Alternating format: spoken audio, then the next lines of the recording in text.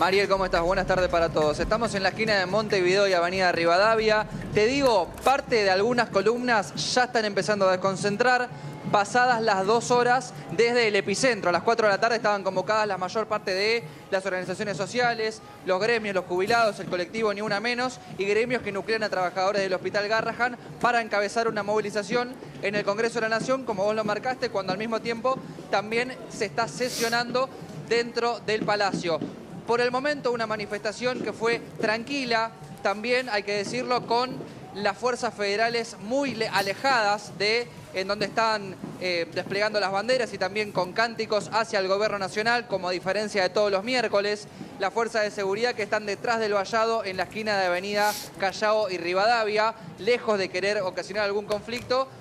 Claramente el protocolo antipiquetes no formó parte hoy, por lo menos en la zona del Congreso, la avenida Rivadavia y Irigoyen. Los autos que querían pasar por acá claramente no iban a poder y estaban todos avisados acerca de esto. Lo que va a pasar ahora es la incertidumbre de cómo va a ser la desconcentración, porque como suele pasar en este tipo de marchas, más allá de tener un eje que es digno, como el tema de los jubilados, como el tema del personal médico del Garrahan, una causa noble, como también muchas veces lo dijo el gobierno, siempre pasa de que hay alguna persona que se queda dando vueltas, que quizá tomó alguna bebida alcohólica y, bueno, termina ocasionando algún conflicto. Por el momento no estamos viendo ese panorama, al menos desde la esquina donde estamos ubicados nosotros, pero como lo ves en imagen, de a poco hay columnas que están empezando a desconcentrar.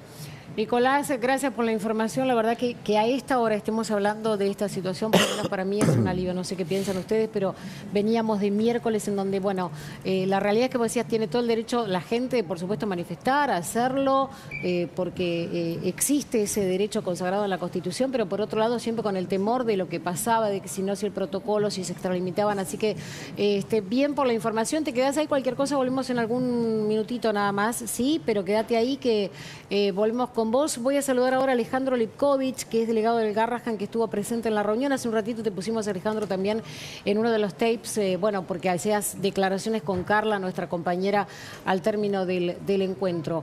No sé si escuchaste el urgente que dimos recién, en donde se hablaba de los residentes que están nuevamente tomando las guardias, ATE que va al paro desde la noche, y bueno, el resto de los gremios no. Contanos cómo fue ese encuentro y bueno, cuál es tu lectura de esto. Sí, buenas tardes. En primer lugar quiero destacar que el conflicto del hospital, que ahora a las 9 de la noche tiene un paro del personal de planta, no es un conflicto con los gremios, solo que hay algunos gremios que apoyamos los reclamos y otros que no. Pero ustedes van a ver que son los trabajadores y trabajadoras del hospital que masivamente se van a movilizar, van a empezar un paro, la situación ha llegado a un límite, en el caso de los residentes con amenazas directamente de despidos y de cierre. Pusimos el correo que recibimos. Pero al mismo tiempo nosotros planteamos que el conflicto de residentes siempre representó a menos del 10% del hospital, que nosotros apoyamos incondicionalmente, pero lo que ha ocurrido es una asamblea histórica en los últimos días, multitudinaria, de gente que está afiliada, de gente que no está afiliada, son trabajadores y trabajadoras que sostienen el hospital y que vamos al paro porque no se aguanta más una descomposición de nuestro salario que no tiene antecedentes. Y la reunión que se hizo recién en la Secretaría de Trabajo es importante porque fue una burla del gobierno a una situación tan grave. No concurrieron representantes del gobierno, no concurrieron representantes del Ministerio de Salud. El hospital mandó a funcionarios de tercera jerarquía a decir que no sabían cuáles eran los reclamos.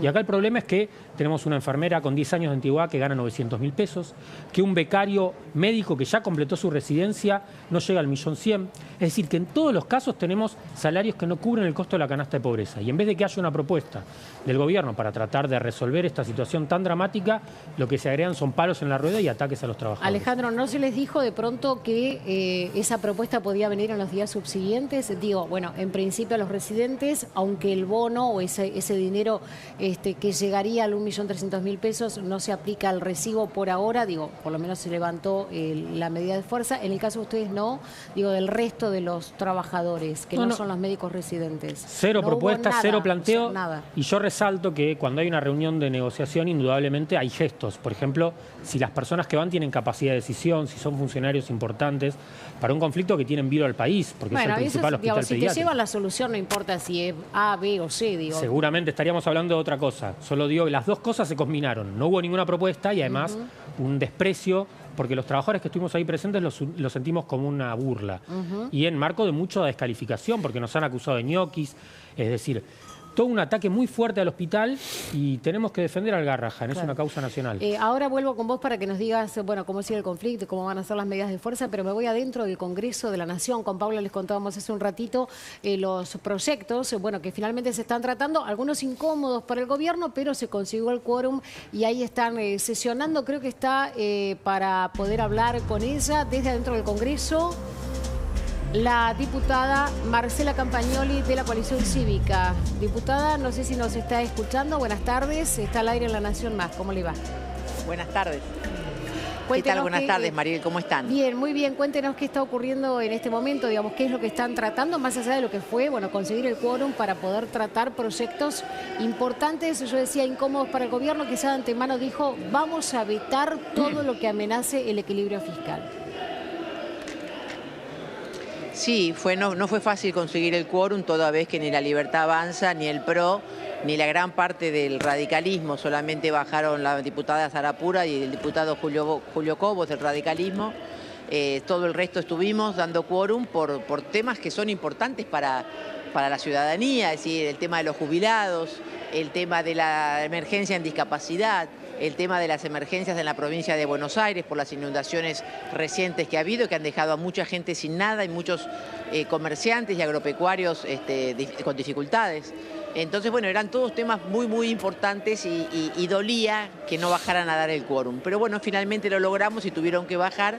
Ahora estamos en este momento discutiendo los distintos proyectos salariales, de jubilación, sí, que apuntan a una recomposición del 7,2% de las jubilaciones. Te recuerdo que el bono del año pasado que dio el gobierno sigue congelado, entonces es una actualización del bono y una recomposición de aquella parte que faltó de la inflación del mes de enero que no se completó cuando se implementó la nueva fórmula jubilatoria. Entonces ahora estamos con las exposiciones individuales y luego en el recinto, calculo yo que en 2 horas estaremos votando los temas de jubilación. Campagnoli, Paula Rossi acá, ¿están los votos? Moratorias y todo eso. ¿Están los votos? ¿Tienen los votos para hacerlo caminar a esto? Yo creo que sí, porque se vota con mayoría simple, así que se aprueban con mayoría simple, así que los votos estarían. Cabe aclarar que esto después debe ir al Senado y después tenemos que evitar que el presidente lo vete, ¿no? Sabemos que estamos en una vetocracia donde el presidente todo lo que no es agenda oficial lo veta. Y acá no es que uno, por supuesto que todos ponderamos el equilibrio fiscal y que existe equilibrio fiscal y que se baje la inflación, pero no es a costa de los más vulnerables. Temas como el Garrahan, cuando vos estabas hablando recién, temas como los jubilados, temas como los discapacitados. El gobierno se ensaña en enfrentar a un pobre menor de edad de 12 años como es Diane Moche, que es víctima de los dardos que le tiran los trolls porque parecería que sus padres son kirchneristas, lo cual no tiene nada que ver que una persona con alguna discapacidad tenga una elección distinta a la del que gobierna, pero es importante que tengamos presente que el tema de discapacidad nos convoca porque desde el febrero del 2023 no se actualizan los nomencladores. Esto ha generado que maestras integradoras abandonen porque se les está pagando 1.800 pesos la hora y se les paga 180 días. A los transportistas se les paga 500 pesos la nafta y sabemos que en el interior del país la nafta supera los 1.500 pesos. Y los talleres protegidos, que es donde se le da trabajo a los chicos, a las personas con capacidades diferentes, que a veces son panaderías, a veces son lugares donde se arman insumos que piden algunas industrias, se les está pagando 28.000 pesos por mes cuando trabajan 4 horas diarias. Entonces creo que merece que el gobierno revea las prioridades. No puede ser que haya dinero para algunas cosas y para otras no. Y la salud, como hablábamos del Garrahan, que está desfinanciado, que ha provocado que muchos niños discontinúen sus tratamientos oncológicos, que no estén los medicamentos o los insumos para poder continuar con los tratamientos, nos convocan a que, bueno, por eso es que lo hemos denunciado al ministro Lugones y el fiscal Marijuán lo ha imputado, pero creo que toda la sociedad, votes a quien votes, necesitamos que esto se haga carne porque la Garrahan es un emblema de la Argentina, es un hospital emblemático y una hospital escuela prestigioso en Argentina y en el exterior. Diputada, gracias. Vamos a seguir atentos a lo que pasa ahí. Nos dio pie porque acá tenemos un invitado para hablar justamente de lo que están tratando ustedes ahí respecto de la ley de discapacidad. Que tenga una buena tarde. Y buena tarde para ustedes y que sea lo mejor para Argentina, como siempre es mi deseo. Hasta luego. Horacio Jofré Galiberdes, presidente y fundador de la Asociación Argentina de Padres Autistas. Bueno, Horacio, un poco la diputada describía, ¿no?, la situación que están padeciendo muchísimas familias que tienen que o necesitan, digamos, de toda esta asistencia para el tratamiento de sus hijos, ¿no? Bueno, muchísimas gracias por esta posibilidad. Sí, nosotros representamos a la Asociación Argentina de Padres de Autistas, en donde hay más de 1000 familias. El reclamo consiste básicamente en poder actualizar y compensar los retrasos, como un poco los aranceles. Sí, es lamentable que se le paga muy poco a un maestro integrador, no pasa los 320.000 pesos, entre 8 y 20 horas. La hora de los profesionales también. Tener un hijo, en este momento se están cerrando muchas instituciones, el caso de mi hijo que está en una residencia, en un respiro, tenemos que hablar entre un mínimo de $1.500 a $3.000, son 4 comidas, es todo un emprendimiento que hay que sostener y bueno, nosotros consideramos que vino bien esta visibilización, está muy bien que se publicite, pero también que no se mediatice un poco. Si se hace algo muy mediático entre un menor y todo lo demás, no estamos muy de acuerdo, en el sentido que somos una asociación de padres y debemos preservar lo que es la vida de un menor, los valores de un menor. Se refiere a lo que mencionaba recién sí, la diputada de IAM, ¿no? El sí. cruce. Sí. Y creo que tenemos que preservar eso y a la familia. Básicamente lo que también quisiéramos es de alguna manera transmitir en que tiene que haber una sensibilidad por parte del poder público y del Estado, que seguramente la hay. Yo no sé si está bien explicado el tema. Quisiéramos tener la posibilidad de poder explicar esta situación de alguna manera y que se pueda entender y que también como sociedad civil tenemos propuestas, no es solamente protestar. Horacio, aprovechemos estos minutos. ¿Qué es lo que a usted ahora le gustaría explicar para que la sociedad, como usted dice, entienda? Porque yo he escuchado o he leído cosas muy crueles, como por ejemplo, yo con mis impuestos no tengo por qué hacer que el Estado sostenga a tu hijo si tiene alguna discapacidad. Si usted va en redes, esa barbaridad está escrita hoy por hoy. Sí.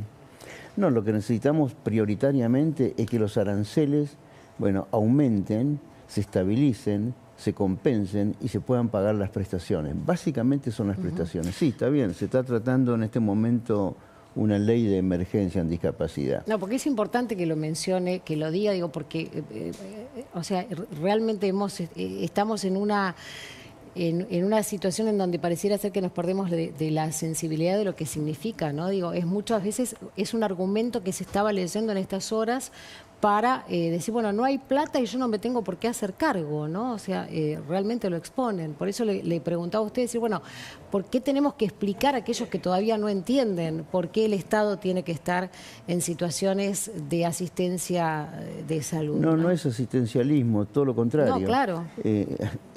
Hemos evolucionado. Acá los dineros de la salud, nosotros estamos bregando en lo posible que en algún momento no hay un presupuesto para discapacidad.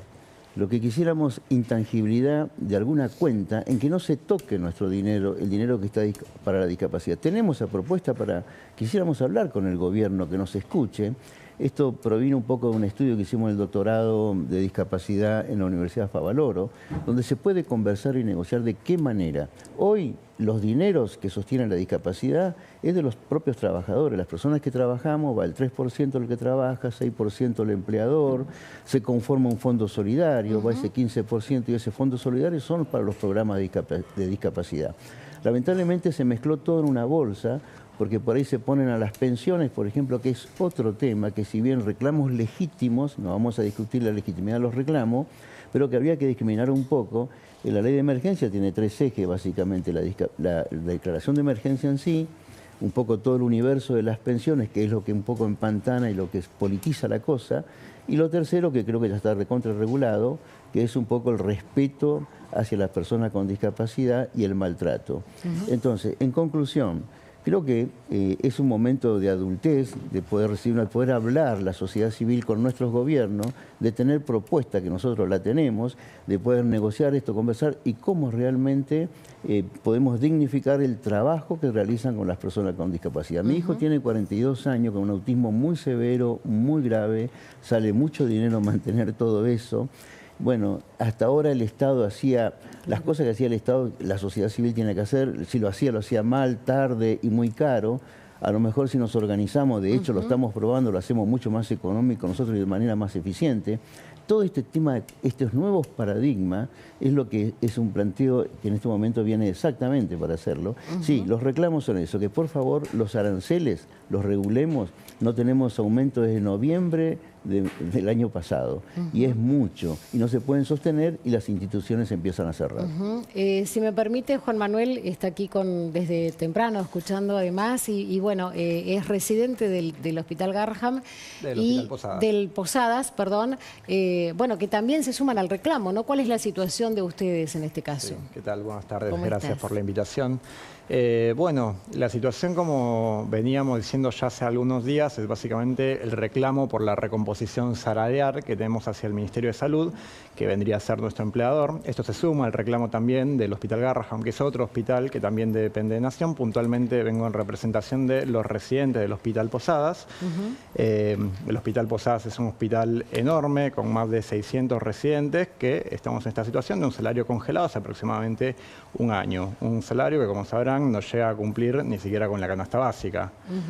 Es por esa línea por la que viene el reclamo. Claro, ¿ustedes se suman, digamos, a partir de lo del Garraham o ya venían también como los del Garraham en su momento diciendo, bueno, teníamos con la gestión incluso anterior del ministro anterior? Nosotros formamos parte de lo que es la asamblea de los hospitales que pertenecen a Nación. Dentro de esa asamblea también está el Hospital Garraham. Y venimos dando asambleas ya desde hace principio de año, desde que empezamos con esta situación de que perdimos más del 40% del poder adquisitivo de nuestro salario. De hecho, tomamos medidas de fuerza a principio de año. Las mismas no fueron escuchadas en ese momento. En un momento también se nos propuso un bono no remunerativo, como se está proponiendo ahora, el cual fue firmado por el entonces ministro de Salud, que renunció aproximadamente a las 2 semanas después de que se firmó ese acuerdo. Por eso ya veníamos dando diálogo con respecto a esta situación desde hace ya bastante tiempo. No hemos tenido respuestas desde el principio de año hasta ahora. Ahora, Juan, con esta situación, recién contaba Mariel que los residentes del Garraham decidieron levantar las medidas porque, por todo lo que veníamos contando durante el noticiero, ellos lograron, aunque sea un bono, que les subió un poco el salario, pese a que todavía sigue muy bajo por la tarea que realizan, eso siempre lo remarcamos. Ustedes en estas últimas horas no recibieron ningún tipo de contacto, no se entabló ninguna conversación, nada. No, hace pocas horas tuvimos una asamblea en la que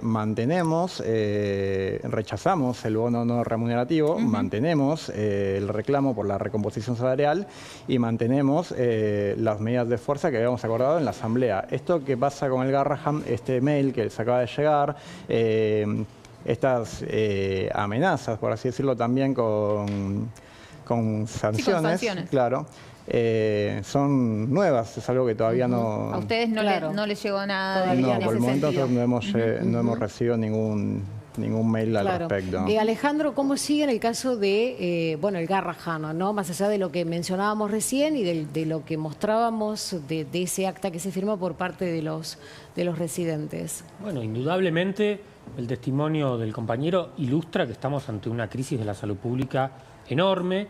En el caso específico del Garraham, como les comentaba, arranca un paro a las 9 de la noche que va a ser muy masivo, que se va a extender hasta las 7 de la mañana del viernes. El sábado hay otro turno, que es el personal franquero, que también votó en su asamblea masivamente el paro. Hay una sensación de rebelión en el Garraham por un hartazgo que abarca a todas las profesiones. Es un hospital de alta complejidad con muchos oficios y muchas profesiones, y la realidad es que tiene que haber una solución. El conflicto del Garraham fue como la punta de un iceberg que se estaba hundiendo por abajo. Por supuesto, nosotros apoyamos incondicionalmente a los residentes, pero que se sepa que eventualmente, incluso si se baja ese paro, es menos del 10% del personal. Y acá estamos en un problema generalizado de todo el hospital y toda la gente tiene conciencia de que puede ser un antes y un después para el futuro del hospital.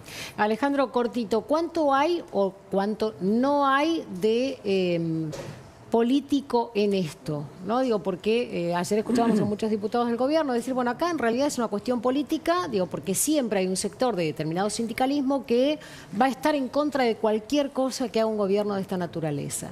Bueno, a ver, en el Garrahan hubo conflictos por salario y condiciones de trabajo, por ejemplo, con el gobierno anterior, en el 2020, en el 2021, en el 2022 y en el 2023. Con este gobierno en el 2024 y en el 2025. Con lo cual, el motor del conflicto son los reclamos. Después cada uno puede sacar sus conclusiones políticas, lo cual es lógico, porque quien ejecuta la política sanitaria es el gobierno de turno. Ahora, los conflictos se suceden por reclamos muy profundos. La característica de este momento es que hemos llegado a una situación límite que no tiene antecedentes y si no se recomponen los salarios podemos llegar a un quiebre nunca visto. Están desconcentrando en este momento en el Congreso. Nos vamos con Ramiro Fornataro a ver qué está pasando en este momento. En principio todo estaría dentro de la normalidad. Tendríamos que hablar de un miércoles relativamente tranquilo, por lo menos en la calle, en cuanto a cómo se dio la manifestación y el operativo, ¿no, Ramiro? Sí, Mariel, la verdad es que habría que decirlo muy bajito, porque por lo que hemos visto hasta el momento está todo bastante tranquilo. Fíjate, ya las banderas que las teníamos antes, por ejemplo, el Frente de Izquierda, el Polo Obrero, ya las han retirado hace aproximadamente 10 minutos, están desconcentrando. La radio abierta, que estaba desde las 3 de la tarde, terminó también hace aproximadamente 10-15 minutos. Fíjate que está el camión donde estaba ese escenario montado, estaban también los diversos parlantes, ya los han retirado. Y acá también, donde antes estaba colmado de gente, bueno, ahora está de alguna manera un poco más despoblado. Quedan algunos sectores, pero ya la mayoría que se había movilizado, sobre todo con las banderas y con las referencias hacia los diferentes colectivos, ya prácticamente se han retirado, se han desconcentrado y queda un resabio, sobre todo de parte de Ni Una Menos, pero ya te diría que prácticamente esto está terminado.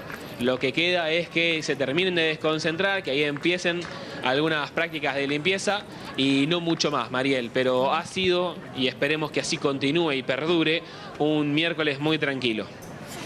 Gracias, Ramiro, te mando un abrazo. De nada, hasta luego. Nissan Argentina, al único lugar a donde vamos es hacia adelante. Bueno, muy bien, seguimos aquí en el noticiero con nuestros invitados.